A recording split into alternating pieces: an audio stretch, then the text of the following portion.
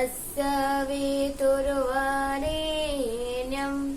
भर्गो देवस्य धीमहि धियो यो नः प्रचोदयात्। ॐ वन्दे भगवतीं देवीं श्रीरामं च जगद्गुरुं पादपद्मे तयोः स्थित्वा प्रणमामि मुहुर्मुहुः प्रणमामि मुहुर्मुहुः। परम पूज्य गुरुदेव वंदनीय माताजी गायत्री माता चरण कमल कोटि कोटि नमन वंदन करी आपण समस्त को प्रयास 10 को मो स्वागत जनाऊँ। बंधुगण, जीवन को सुंदर आउ आवश्यकता को पूरण करने पाई मनीष रोजगार करे, निज रोजगार किछि अंश से संचय करे, सुविधा असुविधा रे केतबळे कौन दरकार हबो भाभी से संचय करे, निज पिलांक पाई संचय करे, निज भविष्यत पाई किछि ना किछि से संचय करे। तो संचय जो अमाउंट अच्छी, संचय जो परिमाणटा अच्छी, सेटा निजर आय को देखिकी व्यय को देखिकी संचय करा जाए।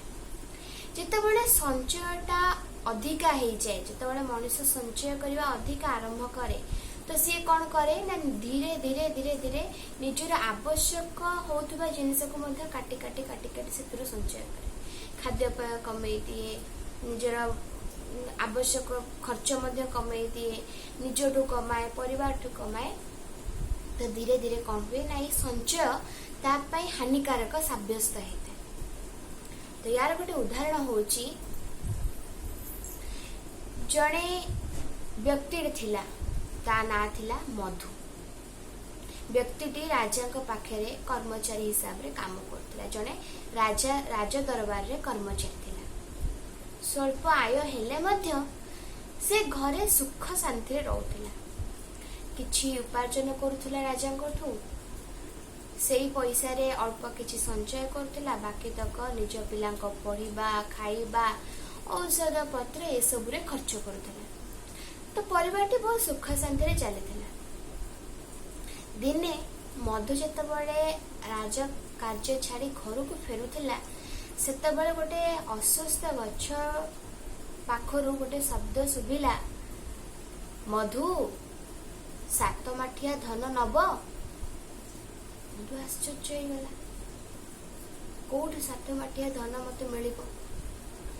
तो लोभासक्त हे मधु मध्य कहिला हाँ नेबी। जेतेबेले हाँ नेबी बोली मधु कहिला, से गछ पाखरु पुणी थरे शब्द आसिला, तुमे घर को चली जाओ, 7 माठिया धन तुम घरे पहुंची जीव। मधु खुशी रे घर को चली गला। सत को सत जितेबाला जाए घरे पहुंचला, ता पत्नी ताको कहिले कि 7 माठिया धन आसी आम घरे अच्छी। तो मधु जितेबाला जाए देखे 7टी माठिया धन थुआ होइछि, किंतु से आश्चर्य है से 7 माठिया धन रे जो 6टी माठिया रही ताहा पूर्ण अच्छी, 6टी जाक माठिया पूर्ण अच्छी, किंतु जो 7 नंबर माठियाटी अच्छी बाकी जो गोटे माठिया अच्छी ता अधा पूर्ण अच्छी। तो मधु मन विचलित है, सी भाविला एई जति गोटे माठिया मु पूर्ण करदेवी ताहले मो पाखरे पूरा कंटा कंटे 7 माठिया धन ही हेइछिबो। तो सी कौन कला ना ता संचयर जो परिमाण अच्छी ताको बढ़े बढ़े बढ़े बढ़े चलिला।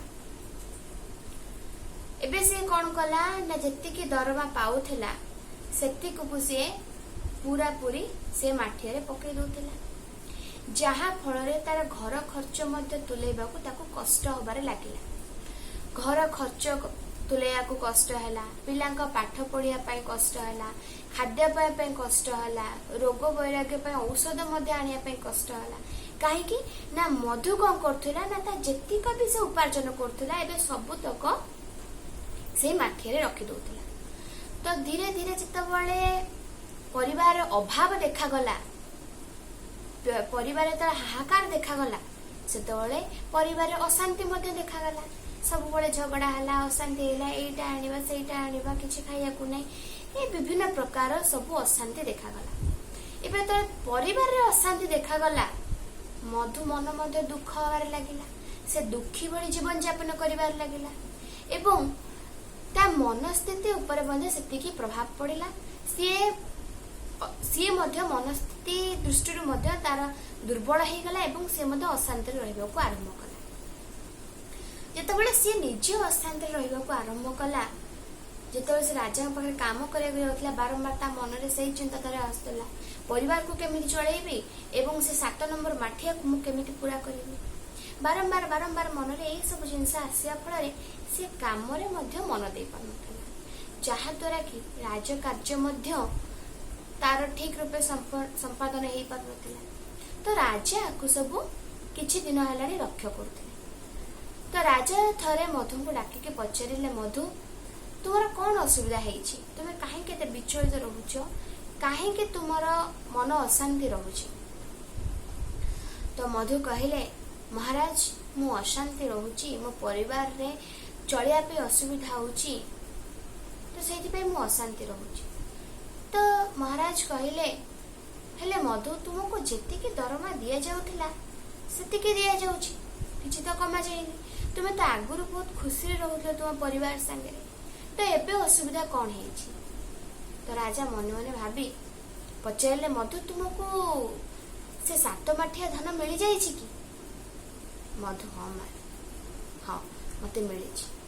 तो महाराज कहले, से 7 माठिया धन नहीं फेरे दे आस, से 7 माठिया धन फेरे दे आस, तुमको जेतिकी मिलुछि सेतिकी तुम संतुष्ट हुओ एवं सेतिकी सुख शांति रे बंचिया को चेष्टा कर। तो बंधुगण, लोक एमिति मध्य थांती, खाइबा को काटी पिंधिबा को काटी निज पिलांक भविष्यत पई चिंता न करी पीढ़ी पर पीढ़ी पई संचय कर रखि थांती। तो आम ओडिया रे मध्य प्रवाद अछि, पुओ जदि आमे योग्य हेथिबो तबे धन संचिबो काहे, पुओ जदि अयोग्य हुए तबे धन संचिबो काहे। वास्तविक क्षेत्र रे जदि पुओ योग्य हुए ताहले सीए ता परिश्रम रे, सीए ता पुरुषार्थ रे से धन संचय करिवो, से धन धान्य रे घर को पूर्ण करिवो। एवं पुओ जदि अयोग्य हुए काहे कि धन संचय करिवो, पुओ तो सेही संपत्ति से धन को नहीं कि खराब काम रे लगेइबो, अयोग्य जेहेतु हेतिबो खराब काम लगेइबो, तार विनाशर कारण हमर संपत्ति हबो। तेणु आवश्यकता जेतिकी रहिछि सेतिकी संचय करबा दरकार एवं सत कर्म रे उपार्जन करबा दरकार। जेतेबेले आमे सत कर्म रे उपार्जन करबा करी कि संचय करू एवं धीरे धीरे आम मन रे संचय करिवार प्रवृत्ति आसी जाए, नियंट हुए आमको धन, तो आम कौन करूँ ना लोक किसी आणु ताठू किसी आणिकी आम पुणी धन संचय करवा आरंभ करूँ। किंतु आम सत्कर्म करवा दरकार एवं आवश्यक जेतिकी सेतिकी संचय करवा दरकार। आवश्यक ठारू अधिक संचय कले ताहा आम पई क्षतिकारक।